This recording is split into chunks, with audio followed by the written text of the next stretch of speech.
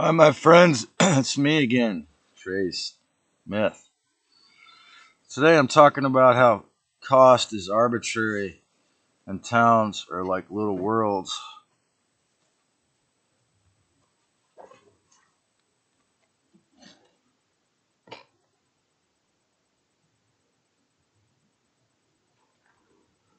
Because I went too much, because I know too much, and I went too far, and I just gotta tell you, the Dracos have no respect at all. Playing circling around, dumping this shit till they got a fucking crazy space fence around every town. They want to program us from the sky.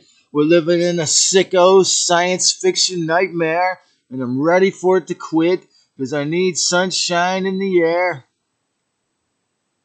I gotta roll, 'cause I thought that the fakest got of all.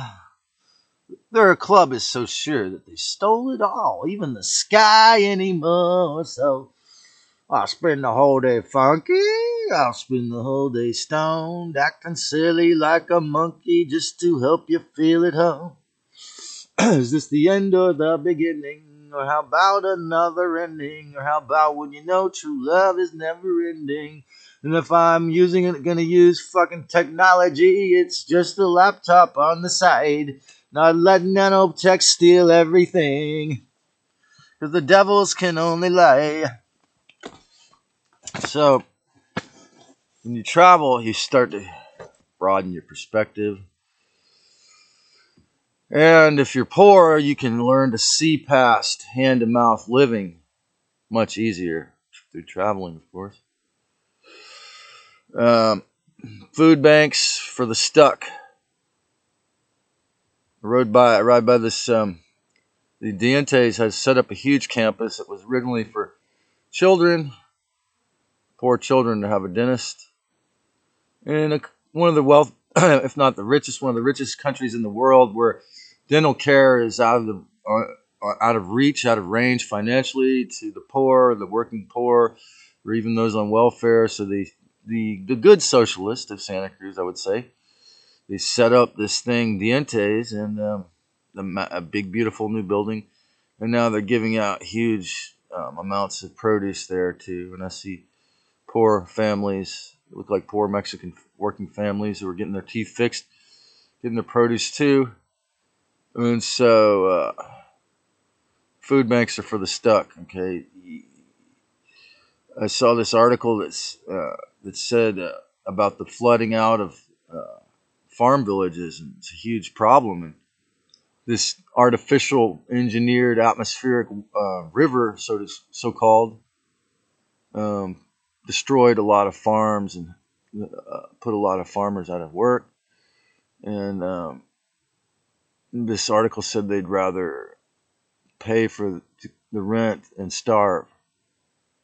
And look at me. I mean, I have the exact opposite priority. I have no children. I'm not serving anyone beside this, but I'd rather spend all the money on organic food and not starve than have to pay the sick system to have a warm. I'd rather be sitting here in the artificial cold than pay the sick system to keep me warm and slave for the box. Losers get addicted to handouts.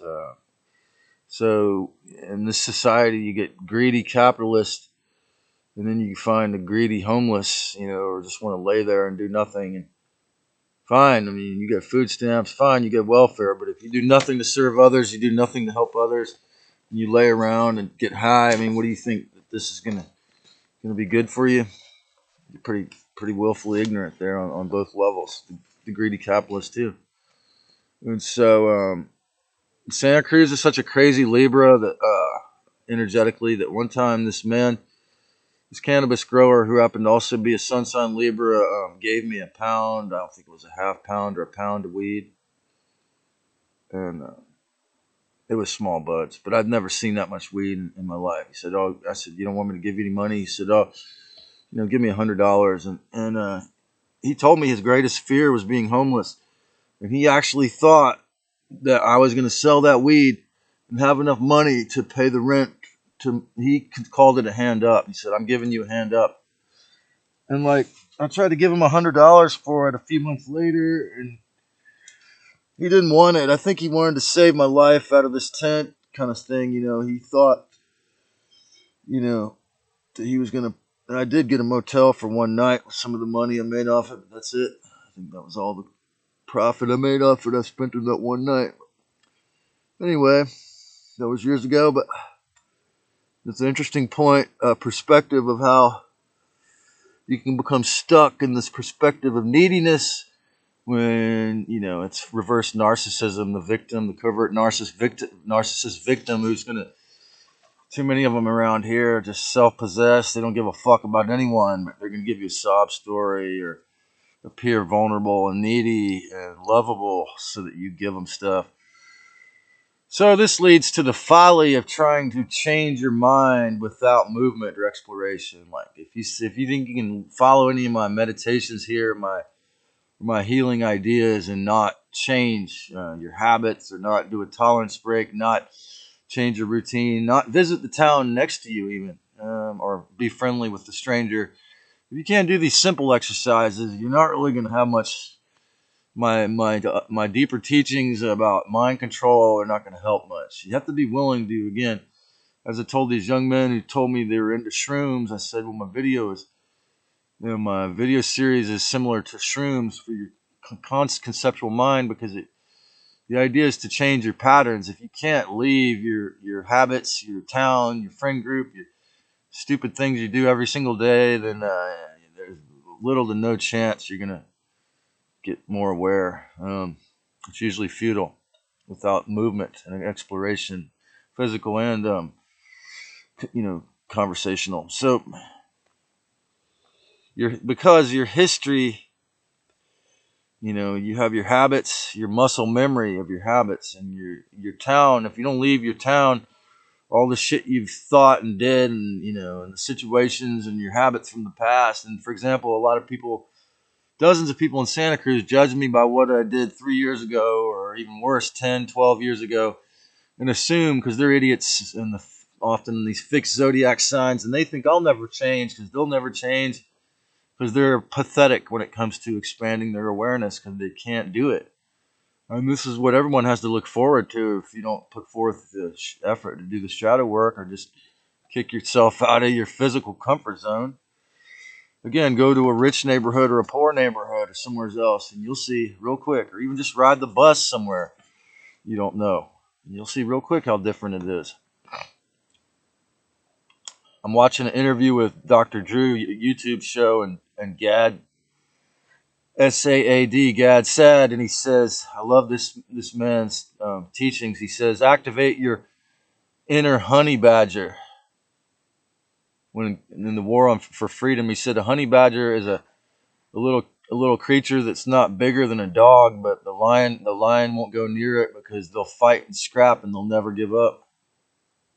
He said in conversation and ideas, be like that. This is what I'm working with on this channel. I'm your idea honey badger for those of you into learning, expanding your ideas past the bullshit. It's an illusion that survival on a prison planet is action. It's not. Oh, you can survive on the prison planet. That's not really doing anything. I'm sorry, but it's not. Gad Saad also said, don't diffuse responsibility. People are driven by their fears, by apathy, and by cowardice. And you have to be driven by something better than, you have to be driven by never make decisions based in fear. Be driven by your dream, by your respectful, aware dream. Economic perceptual isolation is like a mini-me economic concentration camp. Okay? This is what happens if you don't ever leave your job or your town, your narcissistic relationship. Economics is a rhetorical story. Remember, you can change it if you change your idea about what you think about money or location. Therefore, Cost is arbitrary. The high cost of living is bullshit anywhere if you have the deal hunter skills. For an example of people that have changed this in their personal reality is the tiny homes movement. Another example, the food trucks movement. People wanted to run restaurants and not deal with the insane overhead of California rent. So the blossoming, the beautiful blooming of the tiny homes movement and the food truck movement is an example of no, Satan, we can't obey you. We have to be free, and we're going to do it respectfully and lawfully. Okay, and this is what we have to do to create the real world from within. You know, through you can learn deal hunter skills through recycling, thrift stores, going to outlet, even cannabis outlet we have here, discount stores, becoming friends with producers, loading the truck at the end of the farmer's market for the farmers. Bring back the YIMBY. Okay, bring back YIMBY. Sharing is a necessary key. Now, of course, when I'm talking about economics and cost, arbitrary costs of things, always remember, of course, the economic terms, supply and demand, factoring in. Around here, big time price fixing is often the case in a mafia-run region. The regional gouging and undercutting. And what a blessing it is when you find that person that's going to give you a deal or undercut the bullshit gouge pageant, right?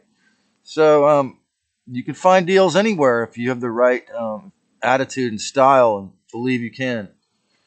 So sharing is the necessary key. Rejecting these, maybe you deserve to be a slave for the box. If you reject these ideas, you have to realize the perceptual limits of time, money, and place. How much money you have, how much perception of time you have, or if you're in the timeless now, it's going to be a lot more expansive, a lot more opportunities if you're in the timeless now or a place that's not cursed or expansive. Yeah, when I saw this statement, this farm worker said they'd rather starve than lose the dwelling, I thought, is this the inverted value of the slave from the hundreds of years of or 1,500 years of the Draco reptilian race taking over the state or this region? In the dot-com boom, history shows that some of these sicko Illuminati perverts who just became new money rich were offering $200,000 more than the asking price for Westcliff Mansions here in Santa Cruz because they wanted to jack up the cost of living. This is a perfect example of how cost is arbitrary, right? These fuckheads actually intentionally raise the cost of living in their neighborhood. So this is the awesome power of the capitalistic Illuminati social cowardice, which they love to parade and act like strength.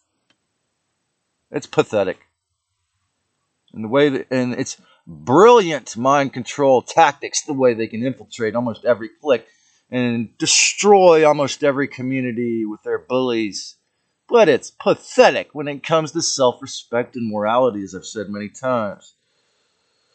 In the whole state of California, around these populous coast regions, as far as I know, Oakland, which has the highest percentage of African Americans I know of in the state, actually used all these crazy socialist plans to create affordable housing, I heard, for the Black African Americans and the impoverished and disabled people, and that you would rapidly get into an affordable housing there, a tenth as long as it took in Santa Cruz or a hundredth as long as Santa Cruz, a tenth as long as other places. And you got to understand, I'm not a statist. I'm not a big town.